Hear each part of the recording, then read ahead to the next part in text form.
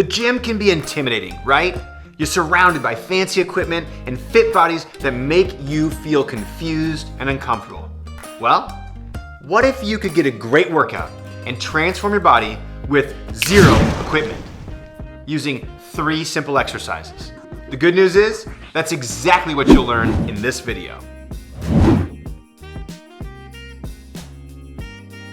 Hey there, Coach Tyler here, and today I wanted to show you how to get an amazing workout without having to step foot in a gym. In fact, you'll be able to do this workout from the comfort of your own home using just 3 simple, but not easy, exercises. So, just follow along to the video and then try the workout that I'll give you at the end using the exercises that you'll learn today. Okay, before I dive into how this is gonna work, I always try to be a responsible trainer by asking you to check in with your doctor before you try any exercise or workout routine. Once you're clear, then here's how this is gonna work. First, I'm gonna teach you the 3 zero equipment exercises one by one. I'll be showing you an easier variation of the exercise as well as a harder variation of the exercise. This way, I can make sure this no equipment workout will work for people of all ages and skill levels. So, watch the 3 different exercise sections and pay close attention as I'm a stickler for form. Press your lower back down into the bed. You've gone too far. I'm gonna show you how to do this with perfect form on. So I'm gonna show you how to do it with perfect form. Because I found that good form makes all the difference when it comes to you getting the best and fastest results possible. From there, after you learn these 3 exercises, I'll share with you how to put it all together into a workout routine that you can do from the comfort of your own home to transform your body. All right, now that you know what to expect, let's get started by showing you each of these 3 exercises. Exercise 1, lunges. Okay, the first exercise is called a reverse lunge. I'm gonna show you how to do this exercise with perfect form, and if you find that it's too easy for you, I'm also gonna show you a slightly more advanced exercise called the drop lunge. So to start out with the lunge, what you're gonna wanna do is start with your feet right underneath your hips, and then hinge through your hips as you step 1 foot backwards. Now, when you do that, what I wanna make sure of is that your front knee doesn't go super far forward. You wanna move through the hips, not through the knees, because you want to use the stronger muscles here rather than the weaker muscles here. So as you step back, hinging through the hips, your shin stays nearly vertical, and you bend that back knee, tap the ground with the back knee, stand up, press into that front heel, come up to a standing position, okay? Then you're gonna switch sides, you do the same thing, step back with that foot, hinge through the hip, not through the knee, hip, not through the knee, press back into the heel, bend that knee. Now press into your front heel and extend your hip all the way to the top position. So as you can see, it's really more about a hip extension than it is about a knee extension. Now another thing to pay attention to as you're doing the reverse lunge is your knees. So if you're stepping backwards, oftentimes people will let their knees cave in like this. And if you look down, your femur, your thigh bone, is pointing the opposite direction of your toes.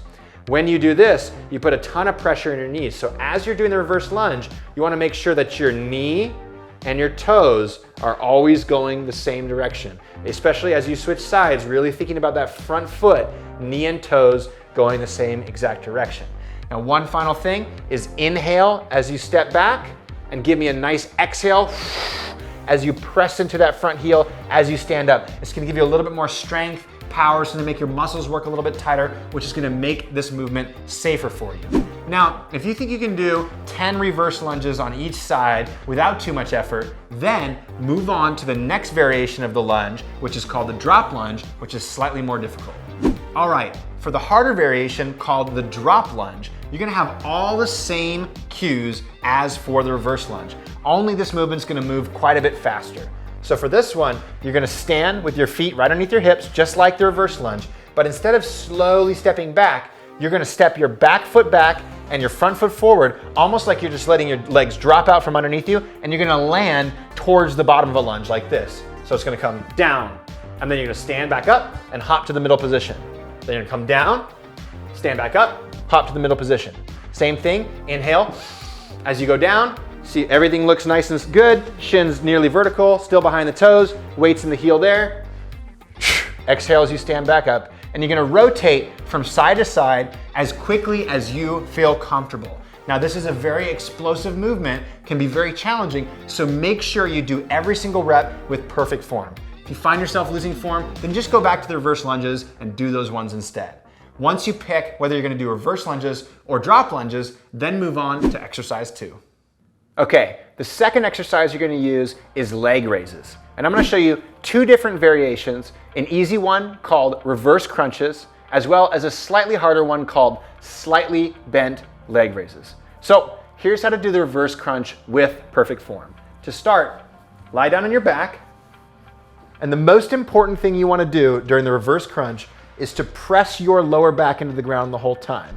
So oftentimes when people do this exercise, they let their lower back arch like this, creating a bunch of space underneath their lower back. So the first thing you wanna do is press your lower back into the ground like you're trying to squish it into the ground, and don't let it change the entire time. From there, you could bring your hands right underneath your butt, squeeze your knees together, and just come down, tap your heels, and come back up.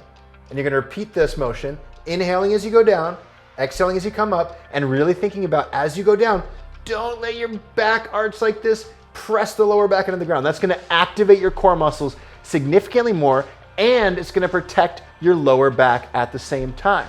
Now, if this is too easy, you can start to straighten your legs more and more, and if you find yourself almost getting to the point of straight legs, then move on to the next variation. Okay, the next variation of the leg raise is called the slightly bent leg raise, and it's exactly like it sounds. Very similar to the reverse crunches, but your legs are gonna be nearly straight the entire time. So it looks like this.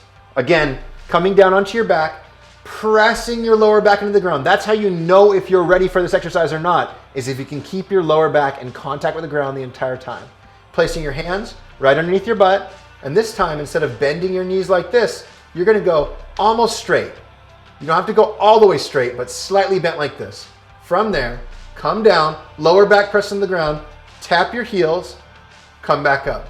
Inhale as you go down, exhale as you come back up, and move nice and slow and controlled. No reason to move super fast as you do this exercise, because you really wanna feel your core, especially as your legs are fully extended at that end position. So, pick which exercise you're gonna do, either reverse crunches or slightly bent leg raises, and then move on to exercise 3. Exercise 3, yoga push-ups. Okay, the first yoga push-up variation I'm gonna teach you is called down, up, dogs. It's a great exercise for strengthening your core and your spine and creating a lot of flexibility in your shoulders and your torso at the same time. So to do this exercise, you're gonna come into what's called a downward dog position. So to do that, bring your hands right underneath your shoulders, squeeze the grounds with your fingertips. So I don't want your hands to be lazy and loose. I don't want you just to plant your hands on the ground like this. I want you to squeeze the ground with your fingertips, almost like you're trying to rip the floor right off the ground. So once you have that, bring your toes tucked underneath, and then press up and push your hands overhead back into this downward dog position, okay? So from there, you wanna think about a few things. First thing is bring your belly button towards your thighs.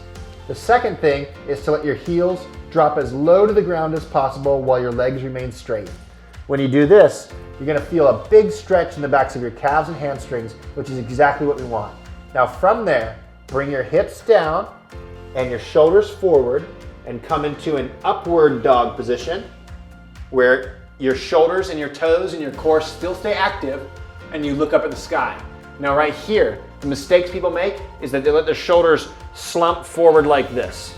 What we really want is for you to pull your shoulder blades back and down like that. That's gonna really strengthen your posture. The other thing that people do here is they just get lazy and let their hips sink down. What you really want is your glutes. Watch my glutes.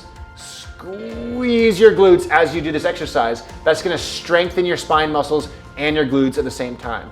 Now when you press back up, drive your toes into the ground, push your fingers towards the wall in front of you, and come back to downward dog. So you're gonna repeat, inhaling as you look up, exhaling as you look between your toes, and again, you're gonna move back and forth between this upward dog to this downward dog in a slow and controlled fashion. And if that's too easy for you, then try this next variation. All right, this next variation of the yoga push-up is called the Hindu push-up. It's very similar to down-up dogs, only you'll be using your arms for strengthening the movement even further and coming closer to the ground. So it looks like this. You're gonna start in the same position of downward dog, where your hands grip the ground nice and tight. Your belly button is pushing towards your thighs. You're trying to arch that lower back and your heels are coming towards the ground. But this time, as you come to the upper dog position, you want to bend your elbows and try to skim your nose towards the ground before you press up to your upward dog. From there, return to the position without bending your elbows again and repeat. So the way I like to breathe for this one is inhale as you're looking up at the sky, and exhale as you're looking back between your toes.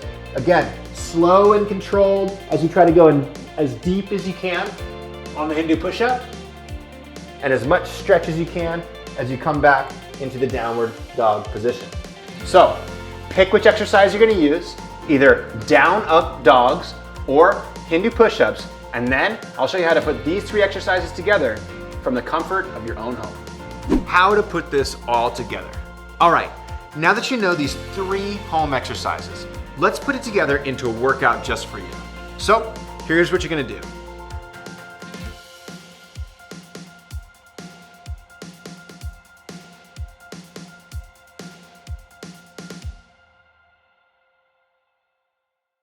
If you actually do this workout, you're gonna find that you can get a great no gym workout done in very little time.